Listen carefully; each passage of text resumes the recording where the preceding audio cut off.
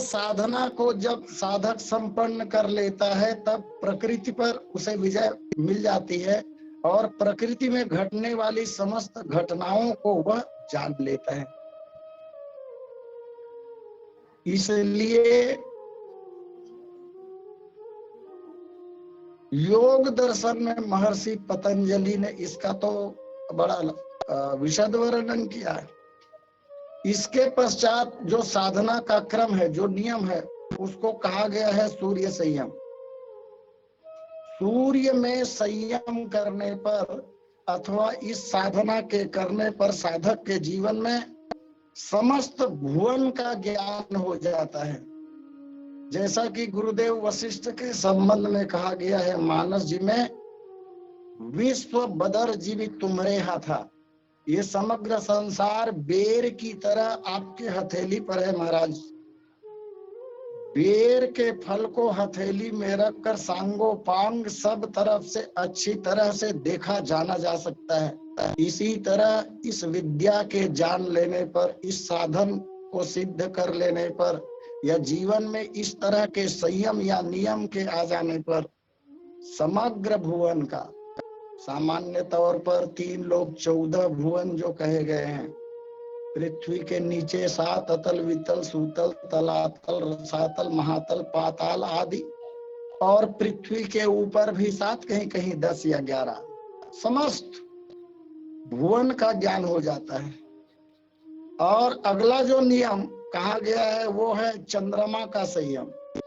एक निवेदन करूं मैं यहाँ पर, महर्षि पतंजलि ने स्पष्ट निर्देश किया है कि साधनों का संयम क्रम से ही करना चाहिए। क्रम भंग करते हुए साधनों का संयम न करें, क्योंकि साधनों का क्रम इस तरह से रखा गया है कि जिस साधन को करने के बाद अगला साधन है उसको अगर जीवन में लाया जाए तो आसानी से आ सकता है।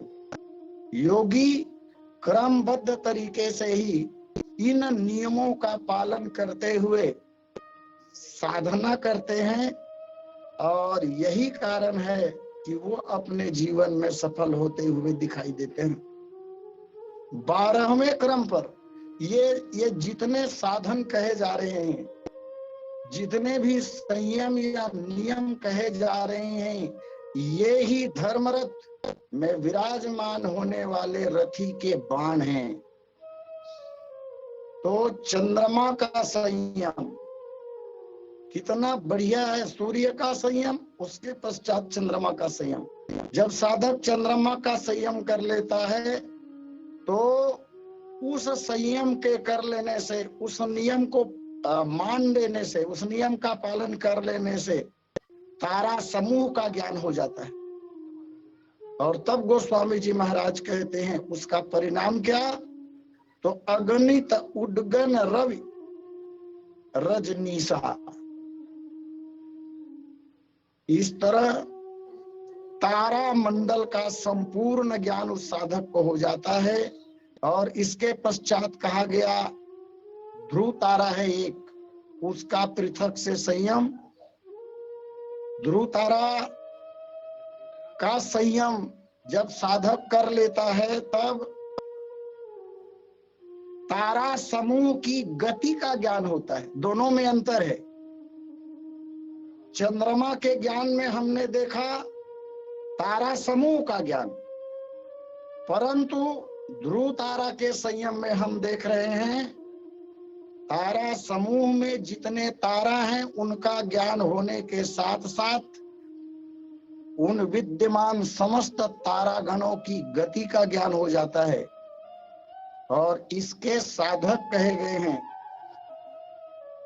लखनलाल जी महाराज, ग्रह भेषज जल पवन पटपाई कुजोग सुजोग हो ही कुबस्तु सुबस्तु जग लखई सुलक्षण लोग।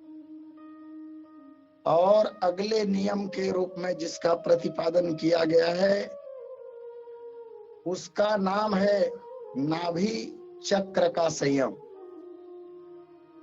साधक साधना के पथ पर आगे बढ़ते हुए इस संयम को अपने जीवन में जब धारण करता है, नाभि चक्र के साथ उनका संयम जब हो जाता है, तो इसका परिणाम यह होता है कि उस साधक को शरीर रचना का ज्ञान हो जाता है।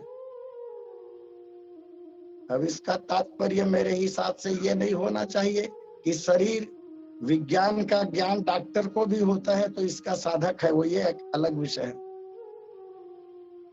शरीर रचना का ज्ञान। और एक सुंदर सी चौपाई मानस जी में आती है, नर तन सम, नर तन सम नहीं कौन्यू देही। एक विशेषज्ञ के रूप में अगर देखना चाहें तो एक वैद्य है, सुखेन वैद्य जिसका नाम है, उसके जीवन में भी नाभि चक्र का संयम दिखाई देता है। एक कथा जो आती है, रावण के नाभि कुंड में, नाभि में जो अमृत का कुंड था, उस कथा के अनुसार उस कलश को सुखेन ने ही रावण के नाभि में स्थापित किया था, ऐसा कहा जाता है। लेकिन उसकी जानकारी रावण को नहीं थी, बताया भी नहीं गया था, जिसके संबंध में महाराज विभीषण भगवान राम को समर भूमि में संकेत करते हैं, बतलाते हैं। ये हुआ नाभि चक्र का संयम।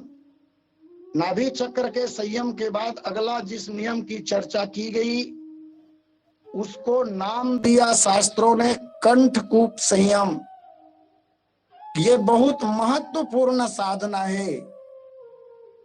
कंठकूप संयम को अपनाते समय जब नियमों का पालन साधक करता है तो इससे उसके जीवन में भूख और प्यास की निवृत्ति हो जाती है। भूख और प्यास पर वो विजय प्राप्त कर लेता है।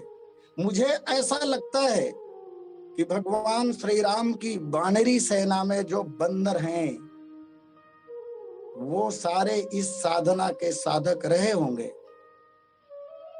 वर्णन से ऐसा प्राप्त होता है कि हनुमान जी महाराज श्री सीता जी का पता लगाकर आए, शुभ समाचार सुनाया, बंदर प्रसन्न हुए। और वहां एक पंक्ति आती है, तब मधुबन भीतर प्रवेश करते हैं सब लोग और अंगद सम्मत मधुफल खाए। तब मधुबन भीतर सब आए, अंगद सम्मत मधुफल खाए, रखवारे जब बर्जन लागे, मुष्टि प्रहार हनत सपागे। उस दिन फल खाया और उसके बाद बंदरों का भोजन करना पता नहीं चलता। सेतुबंध रामेश्वरम की स्थापना हुई 5 दिनों में। 100 योजन लंबा पुल का निर्माण किया गया। लंबाई मानस जी में दी है, लेकिन पुल में लंबाई के साथ चौड़ाई भी तो होती। बिना चौड़ाई के पुल कैसे बनेगा? लेकिन अन्य ग्रंथों में, मानस जी के सहायक ग्रंथों में भी उसका वर्णन प्राप्त होता है। 100 योजन लंबा और 10 योजन चौड़ा, 1:10 के नाप से वो पुल बना था। और इतने बड़े महान पुल का निर्माण जब बंदर कर रहे हैं तो उत्तरोत्तर उनके कार्य में वृद्धि हो रही है, लेकिन भोजन प्राप्त करने का वर्णन नहीं मिलता। तो लगता है कंठकूप संयम के साधक रहे होंगे, इसलिए भूख और प्यास की निवृत्ति हो चुकी है।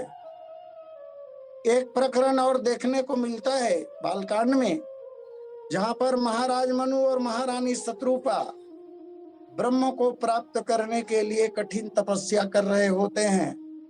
6000 वर्षों तक बारी का जल का आहार लेकर उन्होंने कठिन साधना की।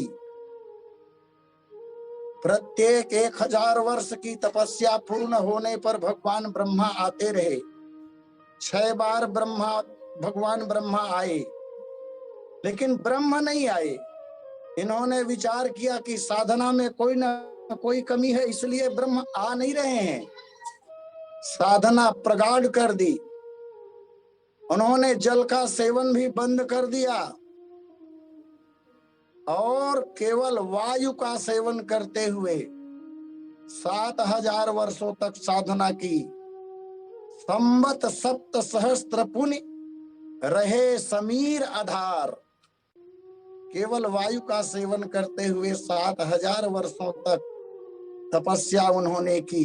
तो ये है कंठ कूप संयम। इसके जो नियम है उनको अपनाने से भूख और प्यास की निवृत्ति हो गई।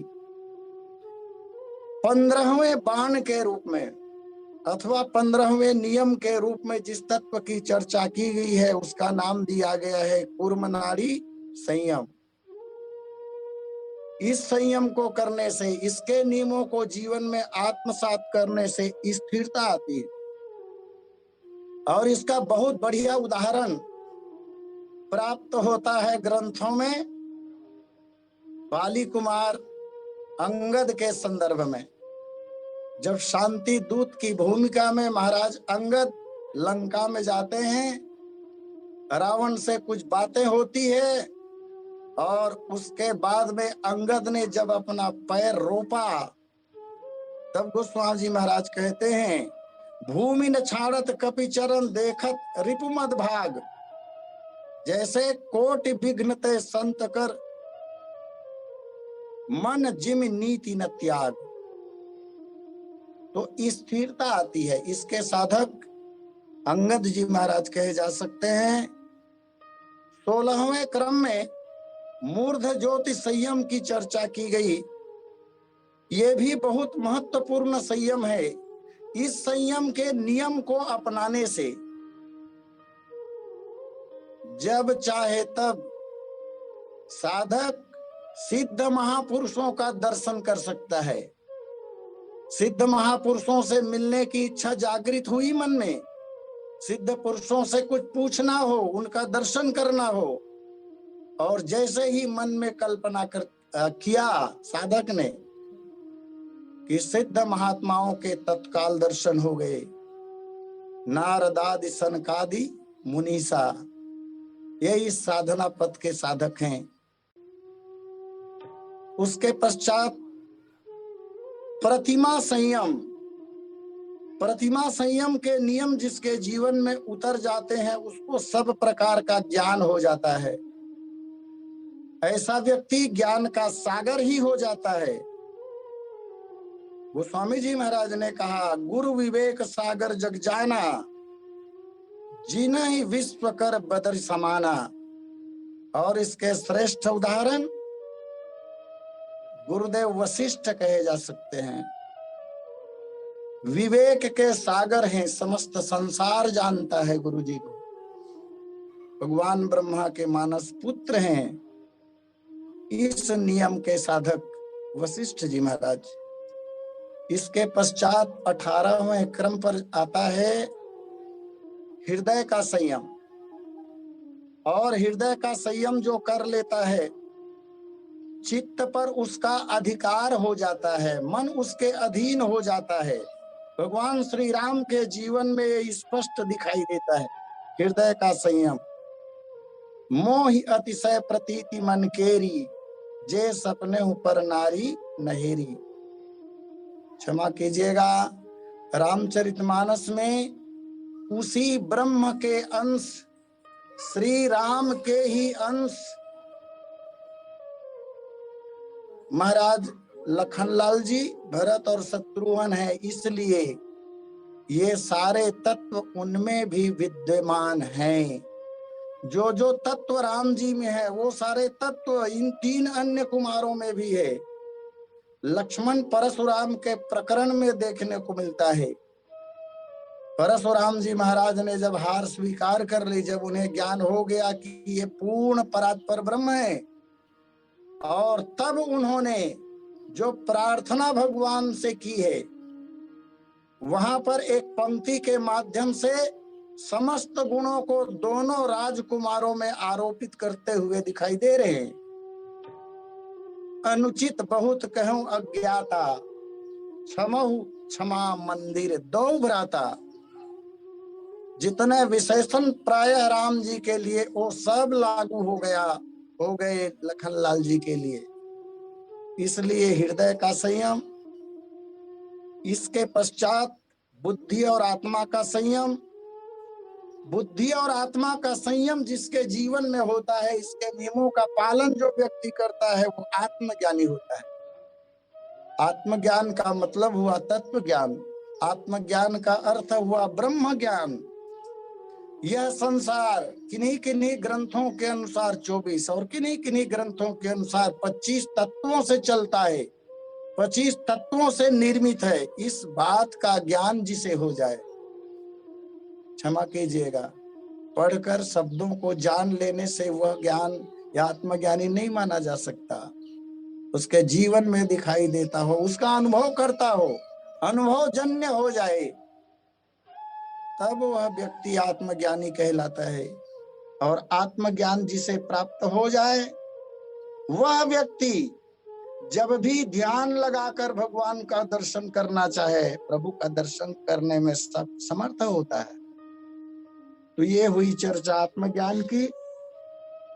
और पुनश्च 20वें क्रम में जो पंच प्राण हैं, 5 तरह की जो प्राण वायु है, उनसे संबंधित नियमों की चर्चा पतंजलि ने की। उसमें है 20वें क्रम पर उदान का संयम। उदान का संयम जिसके जीवन में होगा, इस साधना को जो करेगा, इन नियमों का पालन अपने जीवन में जो करता हुआ दिखेगा, वह व्यक्ति जल हो, कीचड़ हो, समतल भूमि हो अथवा कांटा हो, इससे उसकी असंगता हो जाती है।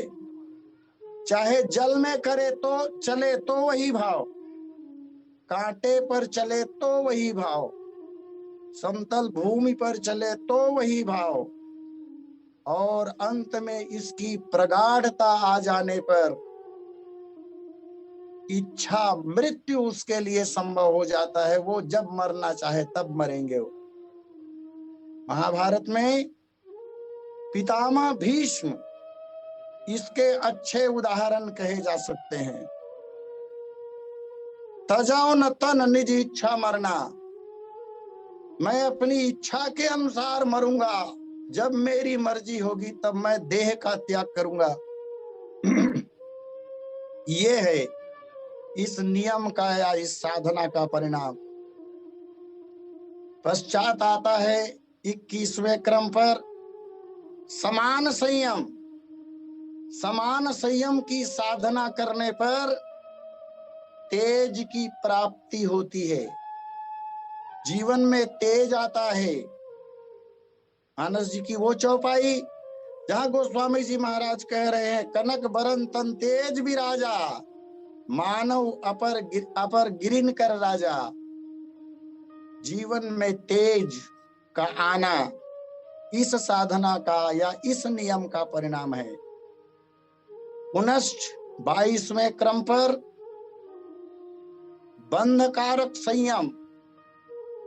बंधन के जो कारण हैं, उनके शिथिल हो जाने पर और उनका विस्तार हो जाने पर एक शक्ति प्राप्त हो जाती है। वह दूसरे के शरीर में प्रवेश करने में सक्षम हो जाता है। इसका तात्पर्य भूत बाधा को नहीं माना जाना चाहिए। जैसे एक ऐतिहासिक घटना आती है, जब मंडन मिश्र और भगवान शंकराचार्य का शास्त्रार्थ हुआ। मंडन मिश्र हारने लगे,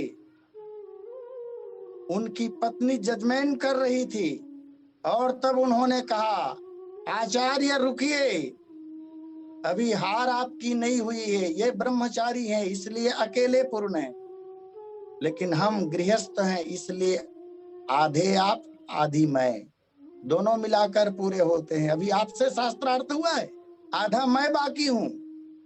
और फिर शास्त्रार्थ हुआ भारती के साथ। जब भारती भी हारने लगी तो उन्होंने भगवान शंकराचार्य के सामने एक ऐसा विषय रखा जो गृहस्थ आश्रम से संबंध रखता है, काम संबंधी। और तब मंडन मिश्र ने रोका, बोले देवी ये ब्रह्मचारी हैं, अखंड बाल ब्रह्मचारी हैं, और विषयों से संबंधित, कामनाओं से संबंधित विषय पर तुम क्यों चर्चा करना चाहती हो, यह अनर्थ है, ठीक नहीं है। और तब उन्होंने कहा था, उनकी पत्नी ने, काम शास्त्र भी तो शास्त्र है महाराज। समस्या थी भगवान शंकराचार्य के सामने। और तब इतिहास में वर्णन आता है कि भगवान शंकराचार्य ने समय मांगा और समय मांगकर किसी मरे हुए व्यक्ति की काया में प्रवेश किया, अपने अर्ध प्राण को वहां प्रवेश कराया और उनसे उस विषय की शिक्षा प्राप्त की और पश्चात हराया उनको। तो यह जो है वो दूसरे के शरीर में प्रवेश करने की शक्ति आती है, बंध कारण के शिथिल हो जाने पर यह विशेष प्रकार का नियम पालन का परिणाम है। और अगले क्रम में कही गई बात, श्रोत्र और आकाश का संयम अत्यंत महत्वपूर्ण। किसी के मन में कोई बात आई उसको भी लोग जान लेते हैं, बहुत बारीक बातों को भी सुन लेते हैं। सुनत गिरा विधि गगन बखानी इसका उदाहरण है। इस तरह की साधना और इसके पश्चात शरीर और आकाश के संबंध में संयम, एक 24वें प्रकार का बाण है, आंतरिक शत्रुओं पर विजय प्राप्त कराने वाला। इस संयम के करने से, इसके नियम को अपने जीवन में उतारने से, इस साधना को करने से साधक आसमान में उड़ने की शक्ति प्राप्त कर लेता है।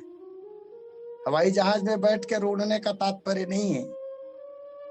इस संयम से आकाश गमन होता है, गगनों परिहरि गुण गन गाए। और इसका बढ़िया उदाहरण देवर्षि नारद महती नामक वीणा को बजाते हुए भगवान नारायण का गुणगान गाते हुए आकाश मार्ग से ही चलते हैं। शरीर और आकाश के संबंध का जो संयम है वो नारद जी के जीवन में है। अगला 25वें क्रम पर अकल्पिता महाविदेहा, ये एक संयम का नाम है। यह प्रकाश के आवरण को दूर करता है। प्रकाश छिपता है अंधकार में, तो इस संयम के करने से, इस नियम के अपनाने से या इस बाण को धारण करने से आकाश का आवरण अर्थात अविद्या का क्षय होता है, नाश होता है और दिव्य ज्ञान का प्रकाश होता है। गोस्वामी जी महाराज संकेत करते हैं, प्रबल अविद्या तम मिट जाई, इसी साधना का परिणाम। और उसके पश्चात 26वें क्रम पर स्थूल स्वरूप और सूक्ष्म स्वरूप अन्वय अर्थ तत्व संयम, इससे अनिमादिक गर्मादिक जो 8 सिद्धियां हैं वो प्राप्त होती हैं। क्षमा कीजिएगा, वैसे सांसारिक लोगों को, हम लोगों को इस तरह की सिद्धियां नहीं करनी चाहिए, मैंने ऐसा पढ़ा है। क्यों? इसलिए कि सिद्धियां जब आती हैं जीवन में तो अभिमान जागता है और ये सब राम भगत के बाधक। ये सिद्धियां अपने आप आ जाए जीवन में तो ठीक है, बंधन ही है, खींच कर लाने की आवश्यकता नहीं है। और अपने आप भी जीवन में ये आ जाती हैं, लेकिन कब आएगी? पहले जब जीवन में भक्ति आएगी तो जहां भक्ति का आगमन हो जाता है वहां ये स्वयं चल कर आ जाती हैं। ये 8 प्रकार की सिद्धियां, कभी छोटा हो जाना, कभी बड़ा हो जाना, कभी हल्का हो जाना, कभी भारी हो जाना।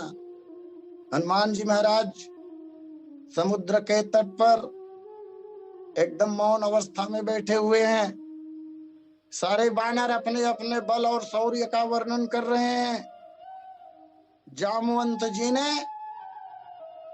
हनुमान जी महाराज के संबंध में कुछ बातें कही। अरे तुम्हारा अवतार ही राम काज के लिए हुआ है, और जैसे ही अपने जीवन को राम काज के निमित्त माना, सुना हनुमान जी महाराज ने।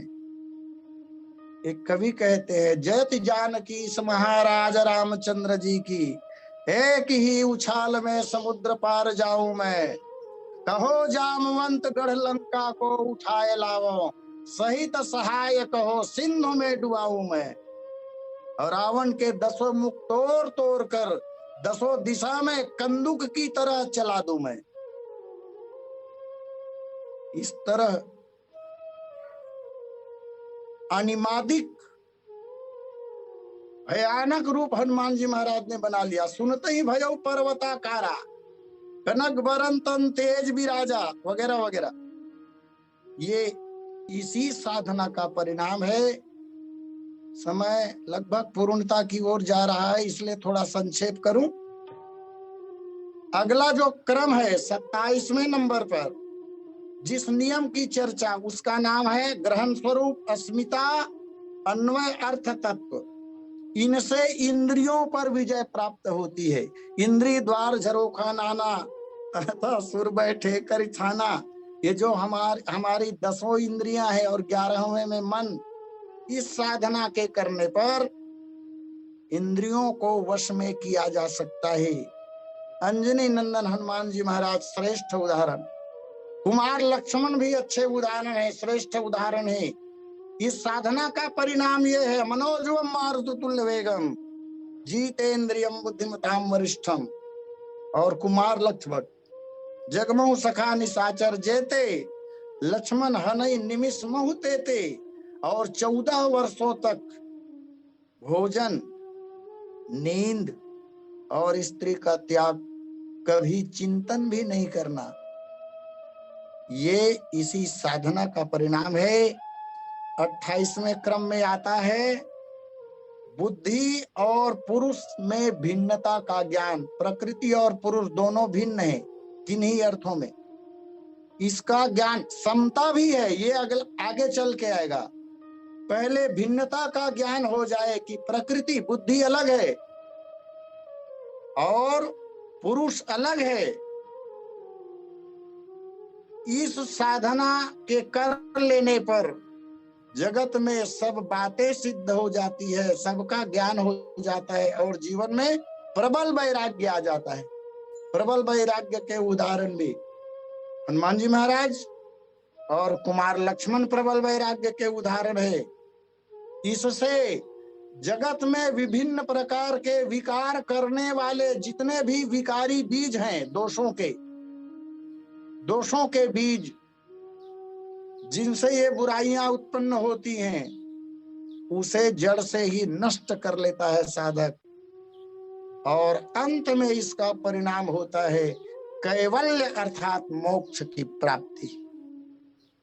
पुनः 29वें क्रम का बाण जो है वो कहलाता है क्षण पर संयम। एक एक क्षण ये समय मापन की सबसे संभवतया छोटी इकाई है, और इसे जो व्यक्ति जान लेता है वह विवेकज ज्ञान को प्राप्त करता है, विवेक को प्राप्त करता है। हो विवेक मोह भ्रम भागा। और अंत में 30वें नियम के रूप में अथवा 30वें बाण के रूप में बुद्धि और पुरुष में समता का ज्ञान। पहले मैंने निवेदन किया था दोनों में असमानता, दोनों में अंतर क्या है उसका ज्ञान, और अब दोनों में समानता क्या है उसका ज्ञान। इस प्रकार से विषय भेद से संयम नियम के 30 भेद कहे गए हैं। आइए, समय पूर्णता की ओर है और नियम भी पूर्ण हो चुके हैं। 30 में 30 पर चर्चा हो चुकी है संक्षिप्त। इसी के साथ मैं अपनी वाणी को विराम देते हुए आदरणीय